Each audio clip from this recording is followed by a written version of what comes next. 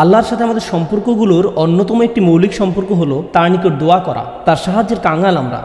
আমাদের ধর্মীয় ক্ষেত্রে তার সাহায্য দরকার, হেদায়েত পাওয়ার ক্ষেত্রে তার সাহায্য দরকার, সত্য পথের উপর টিকে থাকার জন্য, অসৎ পথ থেকে দূরে থাকার জন্য, তার ক্ষমা পাওয়ার জন্য আমাদের তার সাহায্য দরকার, তার সহায়তা দরকার আধ্যাত্মিক ক্ষেত্রে আমাদের ঈমানের জন্য।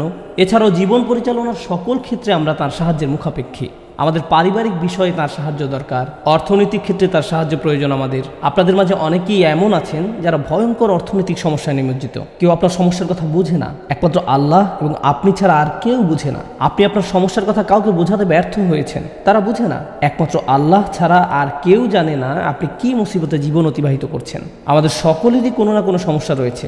আল্লাহ নিজেই দুনিয়ার জীবনের এই বাস্তবতার কথা কোরআনে উল্লেখ করেছেন। তিনি বলেন, লাকাদ খালাকনাল ইনসানা ফি কাবাদ, নিশ্চয়ই আমি মানুষকে শ্রম নির্ভর রূপে সৃষ্টি করেছি। হয় আপনি মানসিকভাবে পরিশ্রান্ত, না হয় ইমোশনালি আপনি ক্লান্ত। অতিরিক্ত কাজের চাপে আপনি পরিশ্রান্ত, শারীরিকভাবে আপনি ক্লান্ত, স্বাস্থ্যগত দিক দিয়ে আপনি পরিশ্রান্ত, বয়সের ভারে আপনি ক্লান্ত। আপনার সমস্যা থেকে বের হয়ে আসার জন্য অনেক সমাধান খুঁজছেন, কিন্তু কিছুই কাজ করছে না। এভাবে আপনার সৃজনশীলতাও একসময় নষ্ট হয়ে যায়।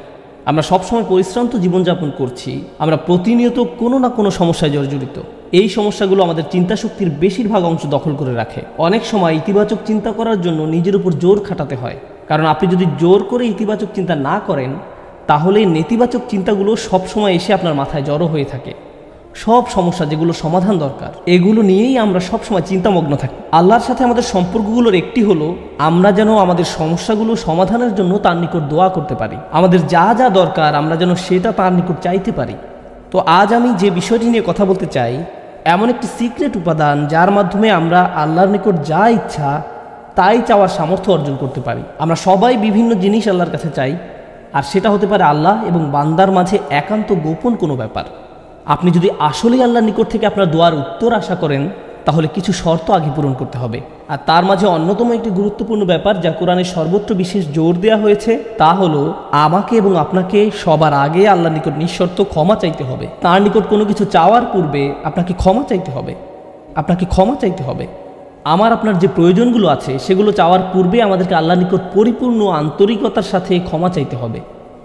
এটা শোনার পর আপনি হয়তো জিজ্ঞেস করতে পারেন, ক্ষমা চাওয়ার জন্য কোন দোয়া পড়তে হবে, বা ক্ষমা চাওয়ার জন্য শ্রেষ্ঠ দোয়া কোনটি? মানুষ বিভিন্ন অকেশনে বিভিন্ন রকমের দোয়া পড়ে। যেমন কোনো সন্তান সম্ভব বা মা এসে জিজ্ঞেস করে, কিছুদিনের মধ্যে আমার বাচ্চা হবে, এখন আমার বাচ্চার জন্য কোন দোয়াটি আমি পড়তে পারি? অথবা কেউ একজন এসে বলতে পারে যে আমি চাকরির ইন্টারভিউ দিতে যাচ্ছি, কোন দোয়াটি আমি এখন পড়তে পারি? আমাকে বিশেষ বিশেষ সময় উপলক্ষে বিশেষ বিশেষ দোয়া প্রদান করুন। আমি আপনাদের বলছি, বিশেষ সময়ের ওই দোয়াগুলো অবশ্যই গুরুত্বপূর্ণ, কারণ সেগুলো পবিত্র এবং আল্লাহর কাছ থেকে অবতীর্ণ। কিন্তু সকল সমস্যার ক্ষেত্রে কমন দোয়া হলো, যে একটি দোয়া আপনার সকল সমস্যা দূর করবে, তা হলো সত্যিকার অর্থে আল্লাহর নিকট ক্ষমা প্রার্থনা করা। নূহ আলাইহিস সালাম তার জাতিকে আল্লাহর নিকট ডেকেছিলেন 900 বছরেরও বেশি সময় ধরে। তিনি তাদের নিকট অবিরাম দাওয়াত দিয়ে গেছেন। তার নবুয়তি জিন্দেগির শেষ দিকে এসে তিনি পেছনে ফিরে দেখেন এবং তিনি তাদের নিকট যে বার্তাটি দিতে চেয়েছিলেন তার একটা সারাংশ দাঁড় করিয়েছেন। তিনি তাদের উদ্দেশ্যে শুধু একবার বা দুইবার কথা বলেননি। লাইলান ওয়া নাহারা দাউতু কওমি লাইলান ওয়া নাহারা, তিনি বলেন, হে আমার পালনকর্তা, আমি আমার সম্প্রদায়কে দিবারাত্রি দাওয়াত দিয়েছি। তিনি রাতেও কোনো বিরতি নেননি। কোরআনের একটি সূরা তার নামে নামকরণ করা হয়েছে, সূরাতুন নূর। সেখানে এই গোটা সময় ধরে যে তার সম্প্রদায়কে তিনি দাওয়াত দিয়ে গেছেন তার একটা সারমর্ম তুলে ধরা হয়েছে। আমি তোমাদের কাছ থেকে কি আশা করেছিলাম? কুল্লামা দাউতু লিতাগফিরা লাহুম। আর এই গোটা সময় ধরে আমি তাদেরকে এই ধর্মের দিকে আহ্বান করেছি যেন আপনি তাদেরকে ক্ষমা করেন ইয়া রব, যেন আপনি তাদেরকে ক্ষমা করেন ইয়া রব। আমি ঠিক এই কথাগুলো তাদের বারবার বলেছি। ফাকুলতু ইস্তিগফারু রাব্বাকুম, অতঃপর বলেছি তোমরা তোমাদের পালনকর্তার ক্ষমা প্রার্থনা করো। ইন্নাহু কানা গফফারা, নিশ্চয়ই আল্লাহ হলেন এমন সত্তা যিনি বারবার ক্ষমা করতে থাকেন। এরপর তিনি যা বলছেন তা খুবই অসাধারণ। আমি চাই আপনারা এই বিষয়টা উপলব্ধি করুন যে তিনি কোন ধরনের মানুষগুলোর উদ্দেশ্যে কথা বলছিলেন। তিনি ইতিহাসের অন্যতম খারাপ একটা সম্প্রদায়ের উদ্দেশ্যে কথা বলছিলেন। নূহ আলাইহিস সালামের সম্প্রদায়কে পৃথিবীর অন্যতম চরম অবাধ্য জাতিগুলোর একটি হিসেবে বর্ণনা করা হয়েছে। সূরাতুজ জারিয়াতে আল্লাহ বিভিন্ন জাতি সম্পর্কে বর্ণনা করেছেন যারা আল্লাহর বিরুদ্ধে, তাদের নিকট প্রেরিত রাসূলদের বিরুদ্ধে বিদ্রোহ ঘোষণা করেছিল, ফলে তাদের ধ্বংস করে দেয়া হয়েছিল। সূরা আন-নাজমে যখন নূহ আলাইহিস সালামের জাতির কথা আসলো, তিনি বললেন, ওয়া কওমু নূহিন মিন ক্বাবলু ইন্নাহুম কানু হুম আযলামু ওয়া আতগা, আর পূর্বে নূহের কওমকেও, নিশ্চয়ই তারা ছিল অতিশয় জালিম এবং চরম অবাধ্য। বিষয়টা যৌক্তিক মনে হয়। অন্য সকল নবীর মতো শুধু এক প্রজন্মের জন্য তাদের নবী ছিলেন না, প্রতি শতাব্দীতে ৩-৪ প্রজন্ম মানুষের জন্য শতাব্দীর পর শতাব্দী ধরে তাদের একজন নবী ছিল। প্রতি ২০ বছর পর পর নতুন নতুন প্রজন্মের আবির্ভাব ঘটে। আর নূহ আলাইহিস সালাম এটা দেখেছিলেন শতাব্দীর পর শতাব্দী ধরে। প্রতি ২০ বছর পর পর নতুন নতুন প্রজন্মের আবির্ভাব ঘটে। তিনি ৪০ থেকে ৫০ প্রজন্মের মানুষদের দেখেছিলেন, আর তারা সবাই তাকে প্রত্যাখ্যান করেছিল। আর তিনি সকল প্রজন্মকে একই দাওয়াত দিয়ে যাচ্ছিলেন। একটি উদ্দেশ্যকে সামনে রেখে আমি এই বিষয়টির উপর আলোকপাত করছি। তিনি চরম অবাধ্য এক জাতির উদ্দেশ্যে কথা বলছিলেন। তাদের নিকট তিনি কী প্রস্তাব তুলে ধরেন? তিনি বলেন, ইস্তাগফারু রাব্বাকুম, তোমাদের রবের ক্ষমা প্রার্থনা করো, ইন্নাহু কানা গফফারা। তোমরা বারবার আল্লাহর অবাধ্যতা করছিলে, তিনি বারবার ক্ষমা করতে থাকেন। তোমরা বারবার আল্লাহর অবাধ্যতা করছিলে, আল্লাহ বারবার ক্ষমা করতে থাকেন। কিন্তু তার প্রস্তাব এখানেই থেমে থাকেনি। তিনি বলেন, ইউরসিলুস সামা আলাইকুম মিদরারা। এখানে ইউরসিলু হলো জওয়াবে আমর। এর মানে হলো, যদি তোমরা তার নিকট ক্ষমা প্রার্থনা করো তাহলে আল্লাহ তোমাদের জন্য আসমানের দরজা খুলে দিবেন, আর এটা তোমাদের উপর অজস্র ধারায় করুণা বর্ষণ করবে। এর দ্বারা বৃষ্টিও বোঝানো হতে পারে, কিন্তু পরিহাসের বিষয় হলো এখানে বৃষ্টি দ্বারা বন্যা ইঙ্গিত করা হয়নি, যদিও সব শেষে বন্যা কবলিত হয়েছিল নূহ আলাইহিস সালামের জাতি। এই আয়াতে আল্লাহ ভিন্ন ধরনের বৃষ্টির কথা বলেছেন। যদি তারা ক্ষমা প্রার্থনা করত, যে বৃষ্টি তাদের ধ্বংস করে দিয়েছিল সেই বৃষ্টি হতে পারত তাদের জন্য জীবন আহরণকারী। তারা বৃষ্টির জন্য প্রার্থনা করেনি, আর আল্লাহ তাদের বলছেন ক্ষমা প্রার্থনা করতো যদি তারা, তোমরা যদি ক্ষমা প্রার্থনা করো আকাশের দরজা তোমাদের জন্য খুলে দেওয়া হবে, আর তা বৃষ্টি বর্ষণ করতে থাকবে। আল্লাহ বলেননি যে পানি বর্ষিত হবে, তিনি বলছেন আকাশ বর্ষণ করবে। কারণ আকাশ শুধু বৃষ্টি নয়, আরও রহমত বর্ষণ করতে পারে।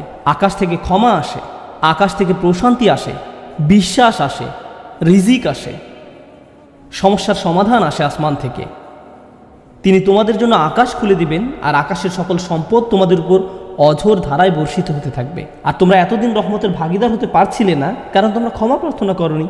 তাই এখন ক্ষমা চাইলে এটা খুলে যাবে। একটা একটা করে আপনার সমস্যাগুলোর কথা আল্লাহকে বলেন। আপনার এমনও সমস্যা থাকতে পারে যেটার কথা আপনি নিজেও জানেন না, কিন্তু আল্লাহ জানেন। আমি আর আপনি যদি সত্যিকার অর্থে আল্লাহর নিকট ক্ষমা চাইতে পারি, তাহলে ওই অজানা সমস্যাগুলো স্বর্গীয় হস্তক্ষেপে সমাধান হয়ে যাবে। ইউরসিলুস সামা আলাইকুম মিদরারা। আল্লাহ সুবহানাহু ওয়া তাআলা এখানেই থেমে যাননি। আপনি কার জন্য ক্ষমা চাচ্ছেন?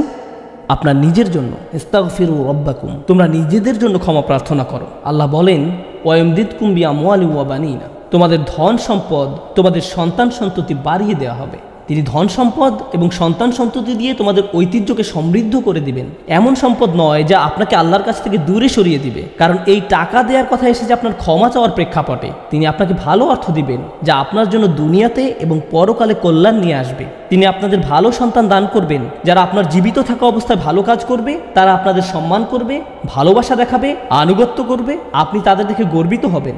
এমনকি আপনি এই দুনিয়া ছেড়ে চলে গেলেও তারা ভালো কাজ করতে থাকবে, যা সাদাকায়ে জারিয়া হিসাবে আপনার আমলনামায় এসে যোগ হবে। আল্লাহ আপনাকে এই সব কিছু দান করবেন। প্রসঙ্গত এই দুই শব্দ, অর্থ এবং সন্তান সন্ততি, ইন্নাহুম আসাউনি ওয়াত্তাবাউ মান লাম ইয়াজিদহু মালুহু ওয়া ওয়ালাদুহু ইল্লা খাসারা। আমার সম্প্রদায় আমাকে অমান্য করেছে আর অনুসরণ করেছে এমন লোককে যার অর্থ ও সন্তান সন্ততি কেবল তার ক্ষতি বৃদ্ধি করেছে। কিন্তু আপনার ক্ষমা চাওয়ার পরে আল্লাহর পক্ষ থেকে যে ধন সম্পদ এবং সন্তান সন্ততি আসে, তা আপনার জন্য শুধু কল্যাণই নিয়ে আসে। একই ধন সম্পদ এবং সন্তান সন্ততি, পার্থক্য হলো এখন তাদের উপর আল্লাহর ক্ষমা ও রহমত রয়েছে।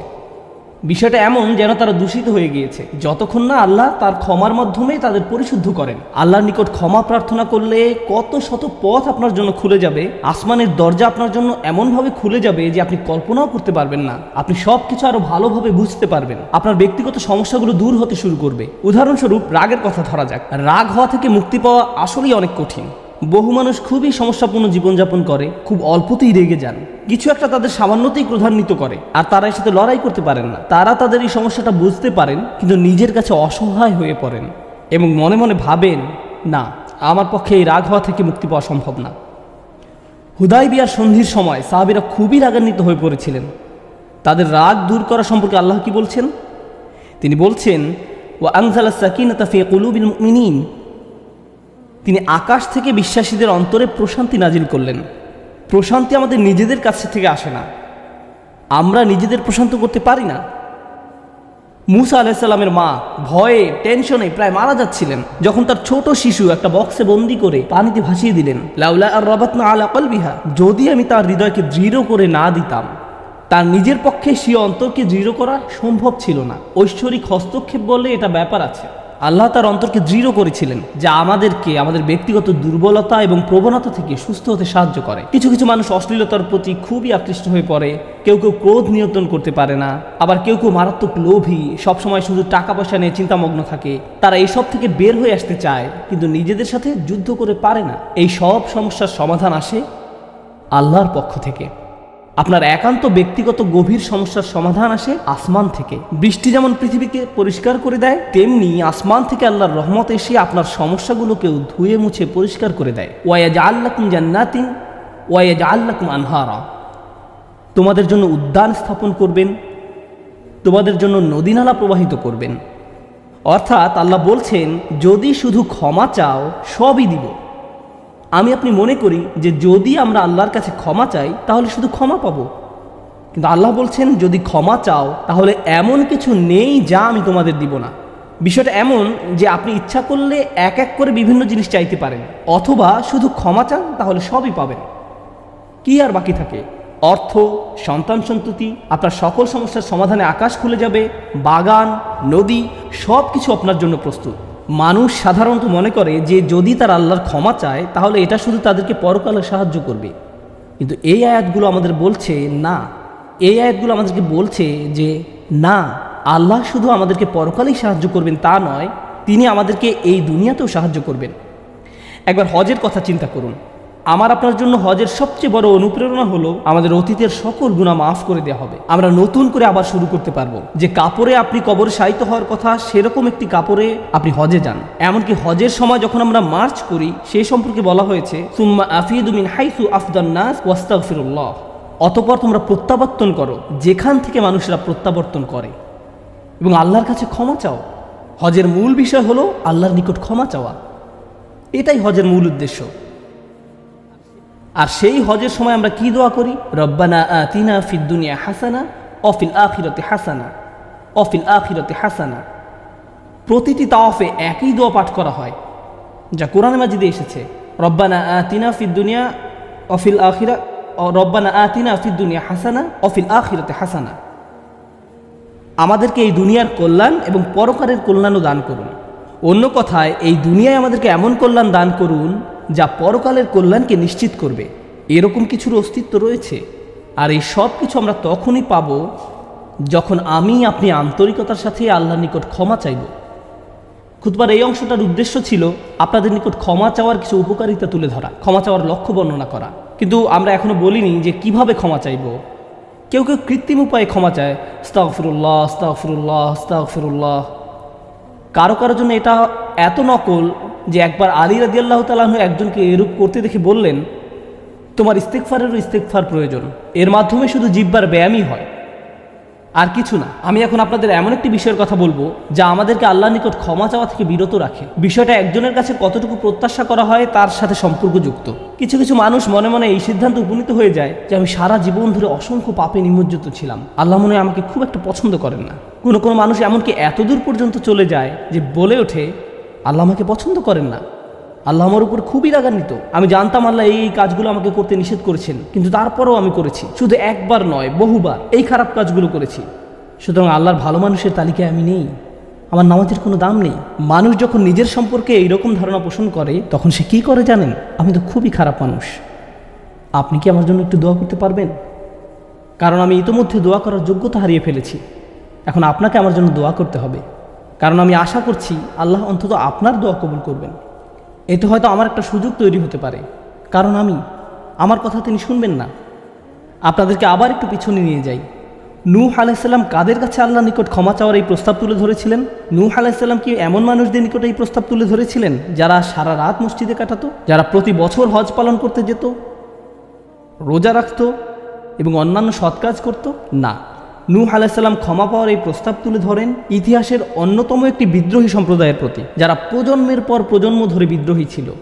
তিনি তাদের বলেন, তোমরা যদি শুধু ক্ষমা চাও, আল্লাহ শুধু তোমাদের ক্ষমা করবেন তাই নয়, বরং তিনি তোমাদের জন্য আকাশের ধনভাণ্ডার খুলে দেবেন। নিজের সম্পর্কে এমন বলবেন না যে আমি অনেক দূরে হারিয়ে গেছি, যদি কিছু হয় তা হবে আমার মায়ের দোয়াতে বা অন্য কারো দোয়াতে। আপনার মনের এমন অবস্থার সুযোগ গ্রহণ করে শয়তান। মানুষের মনের হতাশাজনক পরিস্থিতির সুযোগ গ্রহণ করে শয়তান, আর এর মাধ্যমে তাকে শিরকে নিমজ্জিত করে। এই হতাশা শিরকের একটি দরজা। কেন জানেন? তখন মিথ্যা ধর্ম আসে এবং আপনাকে বলে আপনি তো অনেক বড় পাপী, আপনার পক্ষে ক্ষমা পাওয়া সম্ভব নয়। যিশুকে বলুন আপনাকে ক্ষমা করে দিতে। আপনি যিশুর সাথে ভালো সম্পর্ক করুন, তিনি আল্লাহর সাথে আপনার সম্পর্ক ভালো করে দিবেন। আল্লাহ এবং আপনার মাঝখানে যিশু এসে দাঁড়াবে, অথবা তারা অন্য কাউকে মাঝখানে দাঁড় করাবে, বলবে অমুক পীর, তার কবরের কাছে গিয়ে কিছু চকলেট রাখো। তাহলে তিনি আল্লাহকে বলবেন আপনার সমস্যার সমাধান করে দিতে। আপনি এখন আল্লাহর সাথে কথা বলতে পারবেন না, কিন্তু ওই পীর তিনি আল্লাহর প্রিয় বান্দা, তাই আপনি তার মাধ্যমে আল্লাহর কাছে আপনার দরখাস্ত পেশ করুন। এভাবে শিরকের দরজা খুলে যায়। অন্য কথায় আল্লাহর সাথে আমাদের সরাসরি যোগাযোগের মূল বিষয়টি তাওহীদের মানেই হলো সরাসরি যোগাযোগ। লা ইলাহা ইল্লাল্লাহ একই কথা বলে, আর এই সব কিছুর মূল কথা হলো আপনার যা প্রয়োজন তা সরাসরি আল্লাহর নিকট প্রার্থনা করুন। যে বিষয়টি আমাদের সকল প্রয়োজন পূরণ করবে তা হলো আল্লাহর নিকট ক্ষমা প্রার্থনা করা। এখন এই ক্ষমা চাওয়াটা দুইভাবে হয়ে থাকে, জিহ্বার মাধ্যমে ক্ষমা চাওয়া এবং অন্তরের মাধ্যমে ক্ষমা চাওয়া। মানুষ সাধারণত নিজের পক্ষে যুক্তি দিয়ে থাকে। আমি যদি কোনো কারণে আপনার সমালোচনা করি, যেমন ধরুন কাউকে বললাম এই যে আমি আপনাকে অমুক অমুক কথা বলতে শুনেছি, সে তাৎক্ষণিক হয়তো বলে উঠবে এক্সকিউজ মি, আমি এমনটা বোঝাতে চাইনি, আপনি তো পুরো ঘটনাটা জানেনই না। আপনি সাথে সাথে নিজের পক্ষে যুক্তি দিতে শুরু করেন, আত্মরক্ষামূলক হয়ে ওঠেন। বালিল ইনসানু আলা নাফসিহি বাসীরা ওয়ালাউ আলকা মাআযিরা। মানুষ নিজের সম্পর্কে সুধারণা পোষণ করে, তারা প্রচুর অজুহাত দেখায়। আপনি যদি আসলেই আল্লাহর ক্ষমা চান, আপনাকে নিরিবিলি একটা সময় খুঁজে পেতে হবে। যদি আরবিতে দোয়া করতে না পারেন কোনো সমস্যা নেই, আপনি শুধু পাঞ্জাবি, বাংলা, বাহাসা বা উর্দু জানেন, কোনো ব্যাপার না। আপনি আপনার নিজস্ব ভাষাতেই আল্লাহর সাথে কথা বলুন, আন্তরিকতার সাথে আপনার অপরাধগুলো স্বীকার করুন, কোনো অজুহাত দেখাবেন না।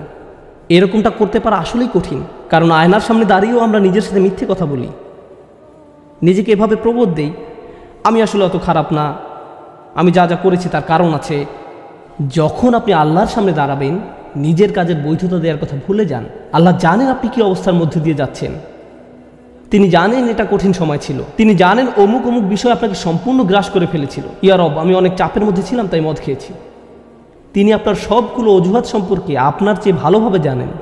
আপনাকে অকপটে তার নিকট আসতে হবে, ফিল্টার ছাড়া, কোনো দ্বিধাদ্বন্দ্ব ছাড়া, নির্দ্বিধায়, কোনো রকমের বিব্রত বোধ করা ছাড়া। অনেক সময় আমরা নিজেদের পাপ স্বীকার করতে বিব্রত বোধ করি, একরাশ লজ্জা এসে আমাদের জড়িয়ে ধরে। কিন্তু যতক্ষণ না আপনি আল্লাহর নিকট অকপটে সকল পাপ স্বীকার করে নিচ্ছেন, আর এভাবে যখন নিজের উপর যে অন্যায়গুলো এতদিন ধরে করে এসছেন তা আপনি মুখ দিয়ে উচ্চারণ করতে শুরু করবেন, আমার বিশ্বাস করতে কষ্ট হয় যে সে সময় আপনার চোখ দিয়ে কোনো অশ্রু নির্গত হবে না। একজন মানুষের পক্ষে এটা অসম্ভব যে সে আল্লাহর সামনে এভাবে নিজেকে খোলাখুলি উপস্থাপন করবে আর তার চোখ দিয়ে কোনো অশ্রু বের হবে না, কারণ এটা দুর্বলতা প্রকাশের সময়। দুনিয়ার সামনে আমরা সাধারণত নিজেকে শক্তিশালী, আত্মবিশ্বাসী এবং দিব্যি সুস্থ হিসাবে উপস্থাপন করি। সবাই আমাদের দেখে মনে করে সবকিছু ঠিক আছে, কিন্তু ভেতরে ভেতরে যে আমি বহু সমস্যায় জর্জরিত তা একমাত্র আল্লাহ জানেন। আপনাকে সকল জড়তা কেটে তার নিকট সম্পূর্ণ খোলাখুলিভাবে নিজেকে উপস্থাপন করতে হবে, আর কেবল তখনই আপনি আল্লাহর নিকট ক্ষমা চাওয়ার অবস্থানে যেতে পারবেন। তারপর সিজদায় গিয়ে কাঁদতে থাকুন। তখন এটা শুধুমাত্র আস্তাগফিরুল্লাহ আস্তাগফিরুল্লাহ বলার মতো হবে না, এটা হয়ে উঠবে আল্লাহর সাথে একটি সত্যিকারের কথোপকথন, আল্লাহর নিকট সত্যিকার অর্থে পাপ স্বীকার। এটা খুবই শক্তিশালী একটা অনুশীলন, চেষ্টা করে দেখুন। আপনাকে একটা নিরিবিলি সময় খুঁজে পেতে হবে। নিশ্চিত করুন যে কেউ আপনার কথা শুনছে না। আপনার স্ত্রী বিছানায় শুয়ে আছে, এমত অবস্থায় মাঝরাতে ঘুম থেকে উঠে এভাবে দোয়া করতে পারবেন না, ইয়া আল্লাহ আমাকে ক্ষমা করে দিন, কারণ আপনার স্ত্রী তো আপনার দোয়া শুনতে পাচ্ছে। এভাবে করাটা নিষিদ্ধ নয়, কিন্তু একা একা দোয়া করা আপনার জন্য ভালো হবে। মোট কথা, নির্জন কোনো জায়গা খুঁজে বের করুন যেখানে আপনি একান্তে আল্লাহর সাথে কথা বলতে পারবেন। যদি আপনি এক গাদা আরবি দোয়া মুখস্থ করেন যার অর্থও আপনি জানেন না, আর বিড়বিড় করে সেগুলো উচ্চারণ করতে থাকেন, সে দোয়াগুলো অবশ্যই উত্তম এবং শক্তিশালী, কিন্তু আপনার অন্তরের সাথে যদি সেগুলোর কোনো যোগাযোগ না থাকে, শুধু জিহ্বা দিয়ে উচ্চারণ করছেন, তাহলে আপনি আসলে ক্ষমা প্রার্থনা করছেন না। আল্লাহ আপনাকে এই জিকিরের পুরস্কার দান করুন, কিন্তু এর নাম আসলে ইস্তেগফার বা ক্ষমা প্রার্থনা নয়। ইস্তেগফার অন্য কিছু। যখন আপনার চক্ষু খুলে অশ্রু নির্গত হতে শুরু করে, তখন আকাশের দরজা খুলে যায়, তখনই সেটা খুলবে। এই দুইটার মাঝে একটা কানেকশন আছে। সর্বশেষ যে বিষয়টি আমি আপনাদের সাথে শেয়ার করতে চাই তা হলো আল্লাহর উপর আশা ধরে রাখা। অনেকের জন্য এই বিষয়টা মেনে নেওয়া বেশ কঠিন যে আল্লাহ তার কথা শুনবেন, আমার দোয়া তার নিকট গুরুত্বহীন, আমি দোয়া করার কোনো অর্থ দেখি না। আপনাদের একটা কথা বলে রাখি, আল্লাহর নিকট থেকে আপনি সর্বশ্রেষ্ঠ যে উপহারটি পাবেন তা কি জানেন? ক্ষমা। এটাই সর্বশ্রেষ্ঠ উপহার। আপনি এটার মূল্য উপলব্ধি করুন আর নাই করুন, আর যা কিছু আল্লাহ আপনাকে দিবেন বলেছেন এর সবই অতিরিক্ত। আপনাদেরকে একটা উদাহরণ দিই। আমার অনেকগুলো সন্তান আছে। ধরুন আমার এক সন্তানের উপর আমি খুবই অসন্তুষ্ট, সে কোনো একটা অন্যায় করেছে, আমি খুবই রাগান্বিত হয়ে আছি, আমার বিশ্বাস করতে কষ্ট হয় যে তুমি এটা করেছো। এভাবে আমি তাকে কিছুটা বকাঝকা করলাম, তোমার এটা বলা উচিত হয়নি, তোমার এটা করা উচিত হয়নি। তারপরের দিন অন্য এক সময় আমার জন্য তার কিছু একটা করার কথা, যেমন আমার জন্য একটা কার্ড বানানোর কথা যাতে লেখা থাকবে বাবা আমি তোমাকে ভালোবাসি।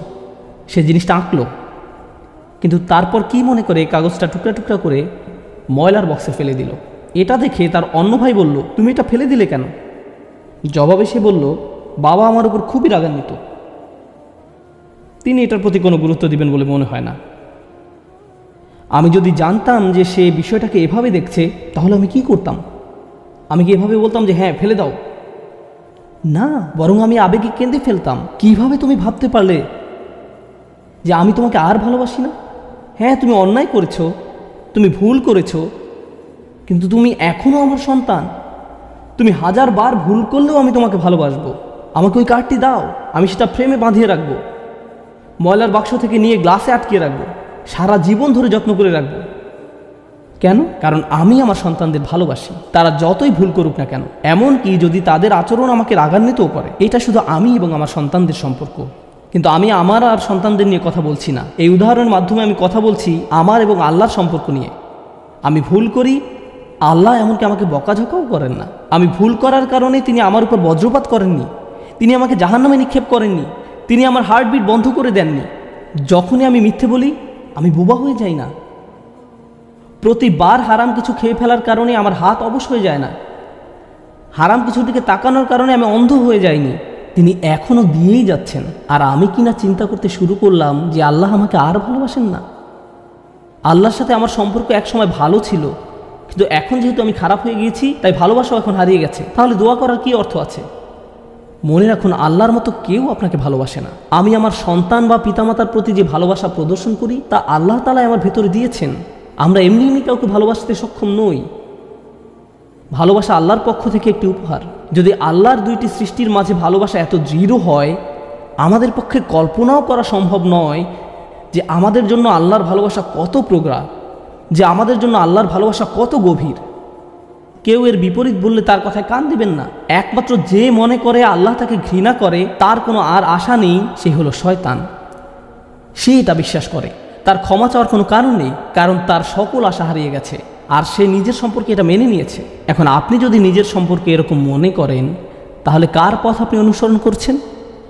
একবার চিন্তা করে দেখুন। যদি আদম আলাইহিস সালাম জান্নাতে থাকা অবস্থায়, আর জান্নাতের চেয়ে উত্তম কোনো জায়গা তো আর আপনার পক্ষে থাকা সম্ভব নয়, তারপর তিনি একটি ভুল করলেন আর আল্লাহ আযজা ওয়া জাল্লা তাকে দুনিয়াতে পাঠিয়ে দিলেন। এখন আদম আলাইহিস সালাম যদি এরকম চিন্তা করতেন, আমার এত বড় একটা ডিমোশন হয়ে গেল, আমি কিভাবে আল্লাহর সাথে আবার কথা বলবো? আমি তাকে এত হতাশ করার পর কিভাবে কথা বলবো? কিন্তু আল্লাহ তাকে শিখিয়ে দিলেন কি করতে হবে, কিভাবে তার অন্তর আবার ঠিক করতে হবে। রব্বানা যালামনা আনফুসানা ওয়া ইল্লাম তাগফির লানা ওয়া তারহামনা লানাকুনান্না মিনাল খাসিরিন। জান্নাতের তুলনায় দুনিয়া তো কিছুই না। তিনি জান্নাত থেকে দুনিয়ায় এলেন, এত দূর নেমে আসা সত্ত্বেও এখনও তিনি আল্লাহর নিকটেই আছেন। এই শব্দগুলোই আল্লাহর সাথে তার সম্পর্ক আবার জুড়ে দিল। দোয়ার উপর আস্থা হারাবেন না। এত দূর নেমে আসা সত্ত্বেও এখনও তিনি আল্লাহর নিকটেই আছেন। আন্তরিকভাবে আল্লাহর কাছে কিভাবে দোয়া করবেন তার প্রস্তুতি এখনই শুরু করুন। মনে রাখুন, আল্লাহ আপনাদের সবার দোয়া শুনবেন। উজিবু দাওয়াতাদ দাঈ ইযা দাআন। এই ঘোষণাটি রমজান মাসের। আমি আহ্বানকারীটাকে সাড়া দেই যখন সে আমাকে ডাকে। এটা আল্লাহর অঙ্গীকার। আর আমি আপনি 1 নম্বর যে দোয়াটি করব তা হলো ক্ষমা চাওয়ার দোয়া। আল্লাহ আমাদেরকে এমন মানুষে পরিণত করুন যারা সত্যিকার অর্থে ক্ষমা চায়। আল্লাহ আমাদের অন্তরে তার নিকট ক্ষমা প্রার্থনা করার তীব্র ব্যাকুলতা তৈরি করে দিন। আল্লাহ আমাদের অন্তরকে এমন নরম করে দিন যেন আমাদের চোখ দিয়ে অশ্রু নেমে আসে।